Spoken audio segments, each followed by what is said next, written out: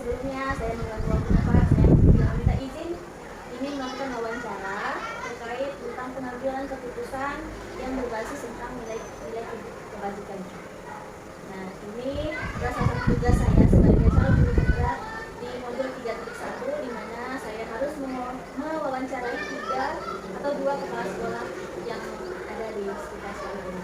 Nah, terkait apa yang akan saya wawancara ini Pak, yaitu mengenai tentang kasus-kasus atau pengalaman selama Bapak memimpin atau menjadi kepala sekolah. Nah, ini kan sebagai pembelajaran buat saya nantinya ke depan ketika saya menjadi seorang pemimpin. Nah, di sini ada 8 pertanyaan Pak mengenai tentang pengambilan keputusan.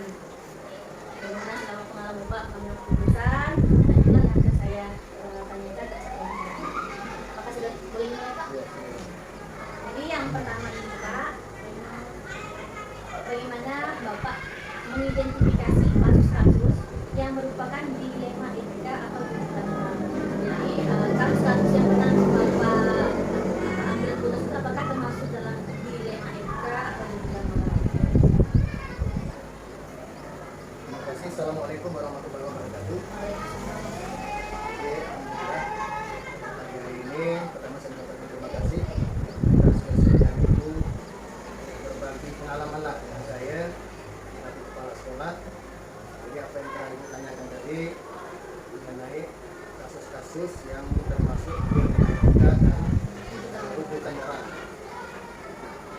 Selama saya menjadi pemimpin dari kepala sekolah, alhamdulillah kasus-kasus seperti itu memang jarang yang saya tangani. Karena pertama, apabila ada kasus yang masih di level bawah, saya serahkan dengan guru yang bersangkutan untuk menangani. Kecuali ada kasus-kasus yang memang sudah tidak mampu lagi ditangani oleh guru yang bersangkutan, baru dilimpahkan ke kepala sekolah. Saya apabila mendapatkan kasus-kasus tersebut, saya minta klarifikasi dulu dengan guru-gurunya. Jadi kalau seandainya itu kasusnya ada di guru, untuk kedua kasus-kasus ini tentu saya akan lihat dulu dari motif apa hingga timbulnya kasus itu. Tapi kalau ingin menimpa ke murid, nah juga saya tanyakan dengan guru bersangkutan, ya, kasus-kasus ini apa motifnya sehingga menimbulkan gejolak atau sebagainya. Nah, jadi saya pilih-pilih dulu. Kalau kasus itu dapat saya selesaikan, saya sampaikan melalui lisan saya, misalnya nasihat-nasihat, alhamdulillah. Tapi umumnya semua yang kasus-kasus itu kalau sudah sampai di meja saya, langsung saya tangani melalui nasihat-nasihat, memberikan katakanlah masukan-masukan kepada bersangkutan sehingga alhamdulillah kasus-kasus ini bisa meredah. Jadi untuk mengidentifikasi kasus yang termasuk dengan etika berarti ini Pak ya, yang benar sama benar tadi. Otomatis itu Bapak tidak langsung memutuskan, jadi menurut motif atau klarifikasi ya Pak ya. Pertanyaan selanjutnya Pak, bagaimana Bapak menjalankan pengambilan keputusan di sekolah Bapak, terutamanya itu untuk kasus-kasus di mana ada 2 kepentingan yang sama-sama benar Pak, sama benar kasusnya, dan apakah itu mengandung nilai kebajikan Pak? Kalau saya melihat, kalau kasus ini bermotif sama-sama benar, tentu kedua-duanya saya akomodasi dulu, saya simpan dulu. Jadi kedua-dua ini kalau bisa kita ajaklah rembuk, kita ajaklah yang bersangkutan itu untuk bisa kedua-duanya ini kita realisasikan apa kepentingan dia, apa kepentingan ini. Jadi dua-duanya kita realisasikan walaupun waktunya mungkin tidak bersamaan. Kalau itu kita anggap benar dan baik untuk sekolah. Ya, tapi kalau memang ini satu yang mungkin ada merasa sifat yang katakanlah untuk menjatuhkan yang lain, mungkin ini nanti berbeda lagi cara penanganannya. Mungkin ini nanti yang satunya yang kita anggap ini sudah menjurus ke motif lain itu kita berikan nasihat secara mata-mata. Jadi tidak punya forum, tidak apa, kita hadirkan sendiri, kemudian kita nasihati secara mata-mata. Tapi kalau memang ini misalnya berupa masukan buat kita yang tidak katakanlah kedua-duanya benar tapi tidak mau mengalah begitu, nah ini secara kedua-duanya akan tidak akomodir. Kita ikuti nanti kemauan yang bersangkutan ini. Ya, meskipun waktunya tidak bersamaan. Jadi satu proses itu kita laksanakan, kemudian satu proses ini disusun kemudian. Jadi tidak langsung tadi kalau permasalahannya itu memang tadi itu kan Pak, jadi bisa diselesaikan sama apa. Tapi kalau memang itu melibatkan banyak, tapi ya dari itu dari suara secara dikoordinir gitu ya Pak ya. Nah, yang berikutnya Pak, untuk langkah-langkah atau prosedur seperti apa yang Pak lakukan selama ini dan untuk menyelesaikan kasus-kasus tersebut? Itu langkah-langkahnya yang masing-masing ini kan setiap orang kan punya karakter masing-masing. Jadi pemikiran masing-masing, ya ada yang punya karakter tidak mau ngalah dan sebagainya. Nah yang jelas saya berilah istilahnya masukan kepada yang bersangkutan bahwa pertama-tama kita merupakan orang dewasa yang sudah mempunyai pikiran, ya, tentu saja kita berpikir istilahnya kan. Yang jelas saya itu awal-awal saya memimpin itu ya sudah saya ingatkan bahwa kita ini satu tim harus bekerja sama. Jadi tidak ada lagi cara seperti dulu berkotak-kotak dan sebagainya. Nah itu sifat saya tidak mau ada masalah seperti itu. Nah, jadi kalau timbul betul-betul ada masalah seperti itu, nah, saya kembali ke tadi bersangkutan bahwa yang bersangkutan ini merupakan orang dewasa, ya kan? Silakan berpikir sendiri benar atau tidak tindakan bapak ibu.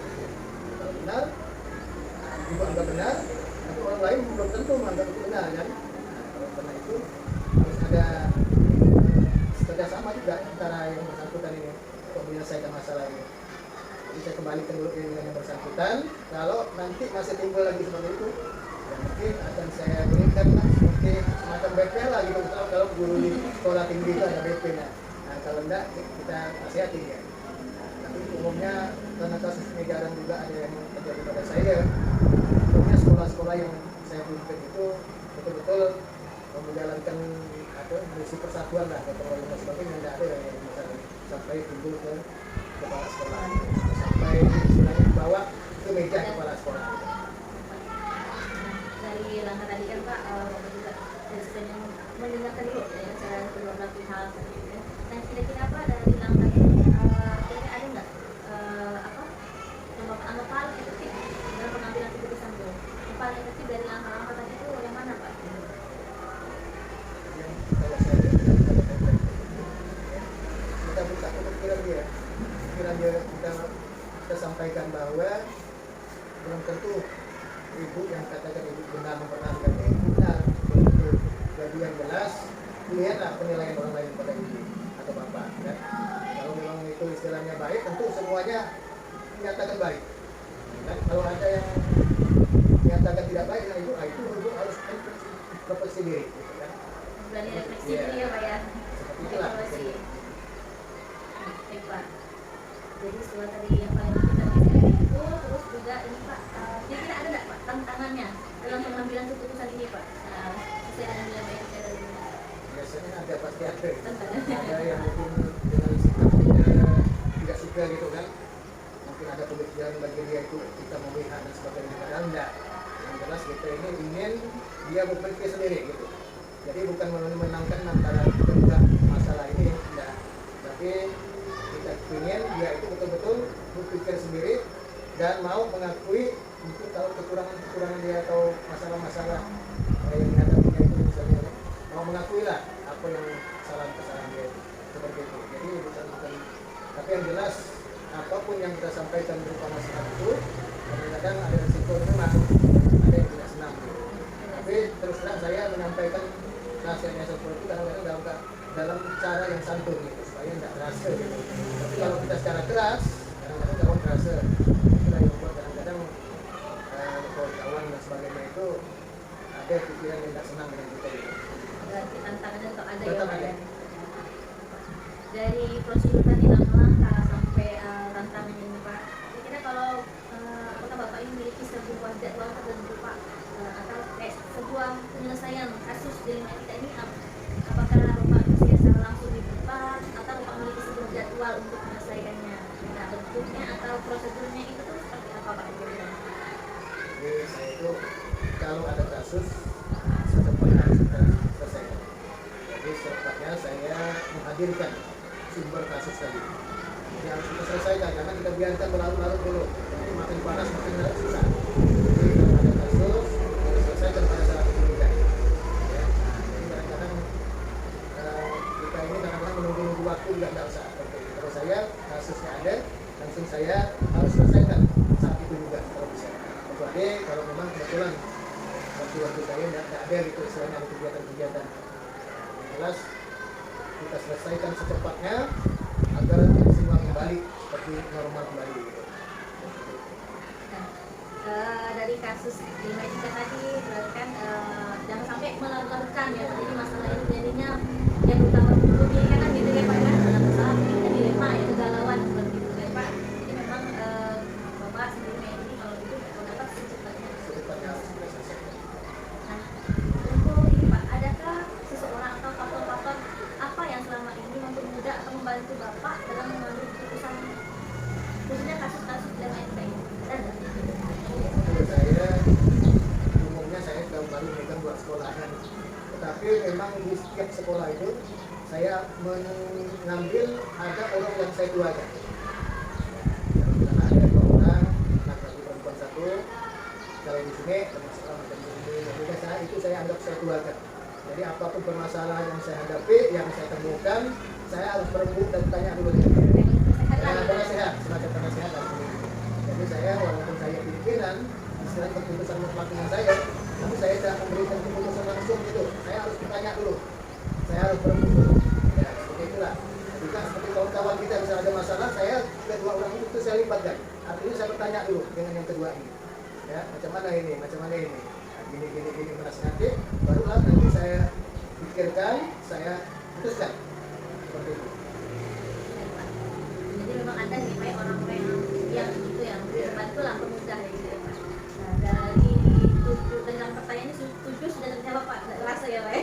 Dari 1 sampai 7, nah ini yang terakhir. Nah kira-kira Pak dari semua hal yang telah saya sampaikan pertanyaan saya tentang apa yang telah Bapak sampaikan tadi, pembelajaran apa Pak yang dapat Bapak petik atau Bapak dapat dari pengalaman untuk mengambil keputusan ini? Pengalaman atau pelajaran yang diambil bahwa pertama, kalau kasus kita menghadapi suatu masalah kasus yang terjadi mungkin dengan kawan atau dengan siswanya teman-teman di sekolah, maka itu harus kita selesaikan. Kita lihat dulu dari motifnya masing-masing. Jadi tidak kita bisa menyalahkan satu kita salah, karena masing-masing itu ingin benar semuanya. Jadi kita lihat dulu. Setelah nanti kita tahu masalah, oh ini masalah yang timbul karena ini, barulah benang merahnya sudah kita pegang. Nah itulah sumber kita untuk memberikan nasihat dan sebagainya. Kita mengambil keputusan ya, untuk memberikan apa sebagai respon apa kita nasihat atau bentuk apa kan untuk menyelesaikan. Nah, yang kedua, kita walaupun saya kepala sekolah, saya tidak otoriter. Keputusan saya sendiri, saya juga menyiapkan semacam penasihat lah. Jadi orang yang saya tuakan itulah nanti yang sering masuk ke kantor saya tanyakan. Jadi jangan heran kalau ada guru-guru yang tua-tua saya panggil. Begitu juga kalau saya ada terima laporan dari luar, saya tetap saya panggil, istilahnya guru kita gini laporan orang Polri dan sebagainya. Saya panggil, jadi orang nggak tahu, karena yang panggil ini bisa jadi dia berkasus, bisa jadi dia interpretasi, jadi nggak tahu gitu. Nah, bisa jadi dia itu kasus dan kita nasihati, maka bisa jadi saya perlu dia untuk apa begitu kan, untuk ekonomi apa. Nah, kan, jadi nggak tahu orang kalau saya panggil itu. Nah, tinggal dia mikir kan sampai sini baru dia gini nasihati ya, murid begini bu orang ini dan sebagainya. Nah, jadi seperti itulah ya, kalau bisa seperti itulah yang saya terapkan sekarang. Jadi kalau mudah-mudahan kalaupun misalnya nanti di rezeki Allah SWT ini jadi pemimpin, ambillah cara-cara yang terbaik seperti itu. Nah, tapi belum tentu juga apa yang saya sampaikan ini, yang cara saya ini baik juga ini kan, belum tentu juga baik kan. Nah, tetapi secara itulah yang saya pegang sampai saat ini. Alhamdulillah, mudah-mudahan dengan cara seperti ini permasalahan yang ada di sekolah kita bisa terselesaikan. Dan satu lagi bahwa selama saya memimpin 2 sekolah, pertama saya tidak pernah menghadapi masalah-masalah yang sangat besar, yang istilahnya ya kerana hukum dan sebagainya. Nah, jadi alhamdulillah itulah tadi bukan berkat saya yang menyampaikan, memberikan nasihat dengan kawan-kawan itu secara secara lemah lembut atau sopan santun lah begitu. Kita menghormati juga dulu ya, seperti itu ya. Terima kasih ya Pak. Alhamdulillah nih wawancara itu lancar sekali dari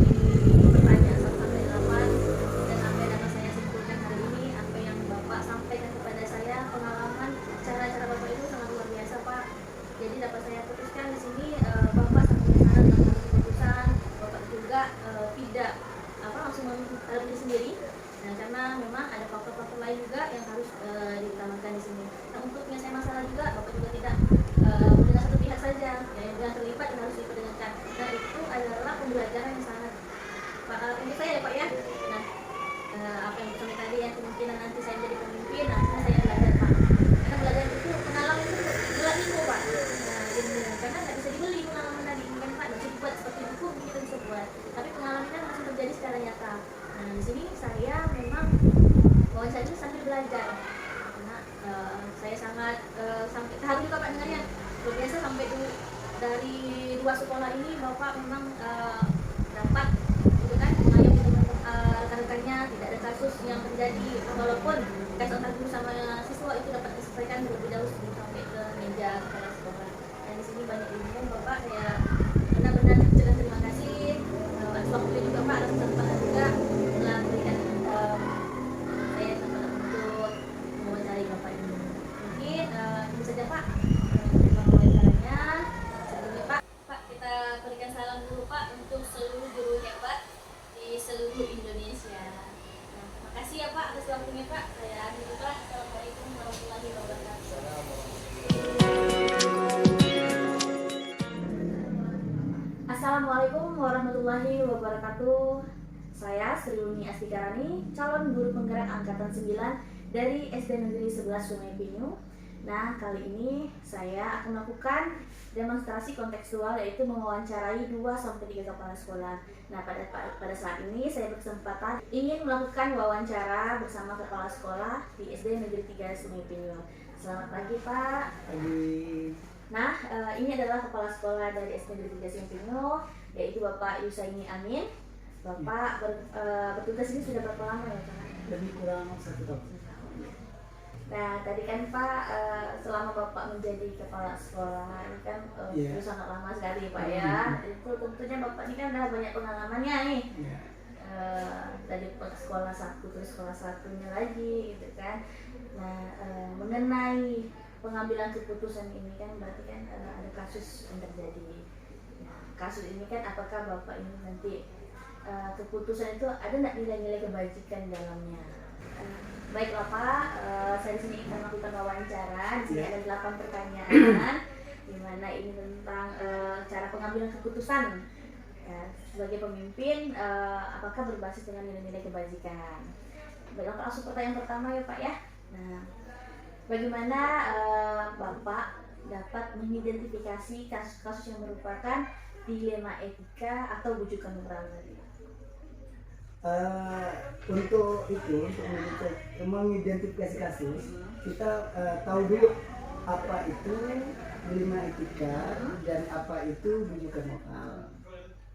Setahu saya, dilema etika itu kan di mana kasusnya benar versus benar, dan untuk bujukan moral itu kan kasusnya benar dengan salah. Nah, kita tahu dulu itu. Nah, seperti itu. Baik Pak, jadi Bapak mengidentifikasinya ini kan Bapak harus tahu dulu bentuk kasus ini apa Pak, maksudnya dilema etika atau bujukan moral. Nah terus Pak, bagaimana Bapak menjalankan pengambilan keputusan di sekolah Bapak? Misalnya tadi ini kasusnya benar sama benar ya Pak ya? Terutama untuk kasus di mana dua pilihan itu benar sama benar atau sama-sama atau mengandung nilai-nilai kebajikan tadi. Iya, kalau untuk selama yang saya pimpin itu kasus yang sering terjadi untuk yang saya pimpin itu kebanyakan sih di dilema etika. Oh ya benar sama benar ini ya Pak ya? Benar. Jadi kenapa di situ sudah masuk di nilai kebajikan? Kenapa banyak ke situ identifikasinya? Karena di kasus tersebut itu banyak kejadian baik itu antara guru dan siswa gitu ya Pak ya? Yang lebih dominan di sini ya Pak ya, kasusnya seperti itu. Iya, berarti termasuk dilema etika di situ guru dan siswa. Pak. Nah, karena tadi Bapak mengatakan bersama benar sama benar, ini kan kasus antara guru dan siswa. Kalau boleh tahu Pak, seperti apa itu kasusnya Pak? Biasanya ini penentuan siswa pada kenaikan jenjang. Oh, naik kelas. berarti tentang nilai Nilai, ya. ya, Dilema guru nilai. ini memberi nilai ya, Pak ya. Iya, seperti itu. Oh, berarti misalnya Untuk menentukan, Heeh. nah, kadang-kadang guru susah untuk menentukan kebijakan untuk anak ini bisa dinaikkan atau tidak. Karena Gitu. tadi misalnya siswanya tidak masuk gitu Tidak ya, Pak masuk ya. seperti gitu ya. itu, ataupun ada juga anaknya kurang, Hmm. tapi mereka rajin. Nah, seperti itu. Baik, Pak. Untuk dinaikkan ke tingkat atas kan lebih berat lagi. Jadi mengalami dilema lah di situ Dilema ya, juga, Pak ya. kan? Kasihan dengan guru yang berikutnya, begitu. Nah, berarti ada keadilan melawan apa versus Kasihan. dan Ya. pilihan di sini ya, Pak berarti. Oke, Pak. Bagaimana dengan langkah-langkah atau prosedur seperti apa yang bisa Bapak lakukan selama ini?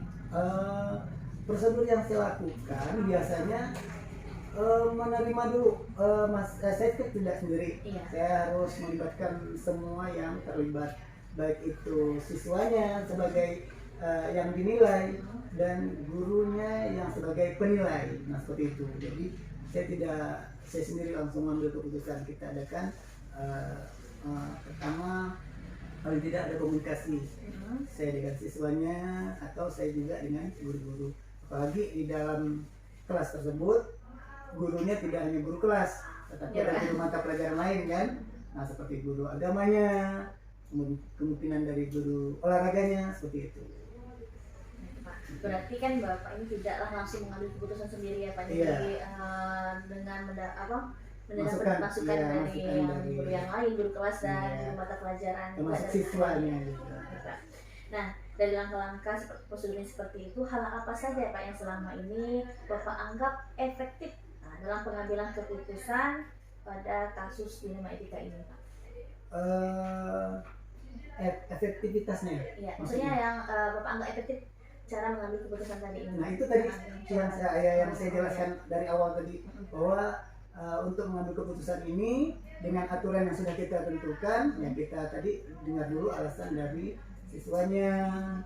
Nah, kemudian kita minta juga masukan dari guru-gurunya tadi. Nah, disitulah kita menentukan apakah anak ini bisa kita lanjutkan ataupun kita tahan. Gitu Pak ya. Nanti itu cara yang Bapak anggap paling efektif ya Pak ya, karena tidak mendengar satu pihak saja ya Pak ya. Jadi beberapa pihak. Akhirnya kan nanti kalau kita ke satu pihak hanya gurunya, kemungkinan anak ini kita kan belum tahu latar belakang dari keluarga atau lingkungannya. Nah, kita juga harus berpedoman seperti itu. Jadi tidak hanya kita menyalahkan ke siswanya. Maklum di sini itu kan daerah orang tua yang jauh kampung. Oh, seperti itu ya Pak? Iya. Kadang-kadang ada orang tua yang bisa, ada juga orang tua yang mencari pekerjaan di luar, seperti di luar negeri. Jadi anak ini kurang perhatian. Iya, kurang perhatian dari orang tuanya. Kebanyakan perhatian dari nenek atau kakeknya. Beda kan perhatian orang tua dengan perhatian nenek dan kakek. Karena kalau nenek dan kakek tetap banyak memanjakan cucunya seperti itu. Ya Pak. Nah, karena kan cara yang Pak anggap ini efektif, kira-kira ada tidak tantangan dalam pengambilan keputusan yang berdasarkan? Iya, jelas ada. Ada tantangan. Iya. Pertama, contoh nih ya, ada anak yang rajin. Maksudnya rajin, pintar, semua mata pelajaran dikuasai. Cuma malas. Nah, seperti itu, malas, jarang masuk. Tugas juga kadang-kadang dikerjakan, kadang-kadang tidak. Dan kita kan punya ketentuan kalau hadirnya berapa lama, mungkin anak ini tidak naik. Tapi dengan pengetahuan mereka, dengan ilmu kepintarannya, dia melebihi dari kawan-kawan yang lain. Nah, itu juga tantangan. Kenapa jadi tantangan? Kalau ini kita naikkan, mungkin berpengaruh dengan kawan-kawan yang lain. Sebagai contoh, dia kan, wah kok si A naik kelas, padahal jarang masuk. Gitu. Boleh lah nanti kita macam dia, nah, seperti itu kan. Tapi perlu kita luruskan anak itu. Kemudian ada juga anak itu misalnya rajin ke sekolah, tapi enggak bisa dalam menerima pelajaran. Nah, seperti itu kan kawan-kawannya bisa nilai. Nggak bisa baca Nggak lagi. bisa baca lagi, apalagi untuk mau naik ke kelas yang lebih tinggi. Kalau kelas 1 ke kelas 2 ya masih bisa kita toleransi lah kan untuk dinaikkan. Tapi kalau misalnya dari kelas 3 mau naik kelas 4 itu kan cara membaca sudah harus minimal lancar gitu kan. Dan pagi-pagi juga paling aman juga untuk ke depannya, karena kasihan dengan guru yang akan melanjutkan pendidikan ini anak tersebut. Nah itu juga tantangan, tapi saya berikan solusi ke guru apabila anak ini naik. Nah ini PR guru berikutnya. Nah perlu perhatian khusus. Ya. Jadi memang ada tantangan ya Pak ya, kasus etika ini ya Pak ya. Iya. Walaupun ada segi baiknya juga ada segi yang jeleknya juga. Nah dari tantangan tadi kan sekarang kira-kira Bapak memiliki sebuah jadwal tertentu dalam sebuah penyelesaian kasus dilema etika ini Pak. Nah apa misalnya kan apakah Bapak langsung menyelesaikan di tempat atau memiliki sebuah jadwal untuk menyelesaikannya, bisa bentuk prosedur seperti apa prosedur seperti apa nih yang Bapak jalankan? Apakah Bapak langsung menyelesaikan masalah itu di tempat atau Bapak memiliki sebuah jadwal gitu? Kalau misalnya itu dilakukan sebelum kita kenaikan kelas, itu bisa kita adakan jadwal atau prosedur jadwal tadi. Paling tidak kita ada pemanggilan dan sebagainya sampai ke orang tuanya. Tapi kalau misalnya itu dilakukan pada waktu rapat kenaikan kelas ya harus selesaikan juga pada waktu itu. Tidak perlu lagi kita karena udah batas keputusan akhir ya kan. Berarti ini berbasis tentang prinsip berbasis keputusan akhir ya Pak, hasil dari ya Pak. Iya. Oke, Pak. Ini pertanyaan berikutnya ya Pak ya. Sedikit lagi nih Pak. Seru nih Pak bicara ini sampai masih apa lagi ya, sampai tidak sadar udah mau selesai pertanyaan saya ini. Jadi serunya. Nah kira-kira Pak, adakah seseorang atau faktor-faktor apa yang selama ini mempermudah atau membantu Bapak dalam mengambil keputusan dalam kasus-kasus dilema etika ini? Misalnya kayak tadi kasus tentang dilema guru untuk memberikan nilai untuk naik kelas, apakah ada bantuan seseorang gitu kan, atau faktor apa saja itu yang mempermudah bantu Bapak mengambil keputusan itu tadi karena kita ini ada beberapa guru, jadi tidak sendiri. Jadi nah itulah bantuan dari rekan-rekan juga ya. Walaupun saya selaku pimpinan di sini, tidak mutlak keputusan itu ada di pimpinan. Jadi saya sifatnya terbuka kepada bawahan. Jadi keputusan itu tidak mutlak di pimpinan. Jadi kita sama-sama. Baik Pak, ini pertanyaan terakhir nih Pak ya. Dari semua hal yang telah disampaikan dari pembelajaran, apa yang dapat Bapak petik dari pengalaman Bapak mengambil keputusan dilema etika ini Pak? Dari awal tadi kita berbincang ini kan mengingat kembali nih kasus dilema etika ini kan Pak. Apa pembelajaran yang Bapak petik? Kalau untuk pembelajaran dilema etika ini memang itu tadi kita harus satu kunci musyawarah. Musyawarah untuk mengambil suatu keputusan. Jadi mufakat ya kan. Walaupun saya selaku pimpinan, tapi tidak mutlak pimpinan yang harus menentukan. Jadi kita harus musyawarah. Jadi musyawarah pada akhirnya Pak ya, untuk mengambil keputusan tadi. Jadi dapat saya simpulkan nih, jadi dari pembelajaran yang Bapak ambil ini, yaitu untuk memutuskan suatu keputusan ini tidaklah harus diri sendiri, itu musyawarah dengan misalnya kan di sekolah kita bekerja, nah itu harus secara bersama-sama secara musyawarah, atau tidak mendengar secara satu pihak jadi mendengar dari beberapa pihak, dari misalnya kasus dari anak dan guru, mendengar dari pihak anak juga dan baik Bapak, karena 8 pertanyaan ini sudah terjawab dengan sempurna, ya Pak, saya sangat bahagia sekali Pak, terharu juga nih Pak, karena saya juga sambil belajar di sini, saya sangat jadi pemimpin. Insya Allah Pak. Nah hari ini yang dapat saya simpulkan, dapat saya petik Pak, saya belajar dengan Bapak, ternyata Bapak ini sangat bijaksana sekali. Nah, Terima kasih. contoh besar buat saya Pak, cara-cara untuk mengambil keputusan tadi itu tidak dengan mutlak keputusan sendiri, ya itu kan itu juga sebagai pembelajaran buat saya ke depannya.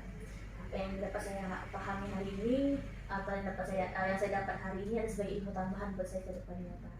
Semoga berkah juga. Amin, makasih Pak. Ya. Jadi cukup sekian pertemuan wawancara hari ini Pak. Mohon maaf ya Pak ya, telah mengganggu waktunya terus mengingatkan kasus-kasus berikutnya sebelumnya, Ya. karena memang ini sebagai pembelajaran buat saya ke depannya Pak. Bisa nanti saya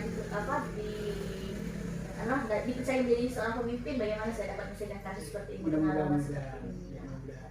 Dengan berjalannya waktu biasanya datang sendiri. Kita sendiri ya Pak ya. Makasih banyak Pak sekali lagi ya Pak ya atas waktunya. Iya. Terus sebelumnya Pak, salam dulu Pak untuk guru-guru hebat di seluruh Indonesia. Makasih Pak. Ya. Pak saya pamit undur diri ya Pak. Assalamualaikum warahmatullahi wabarakatuh. Waalaikumsalam warahmatullahi wabarakatuh.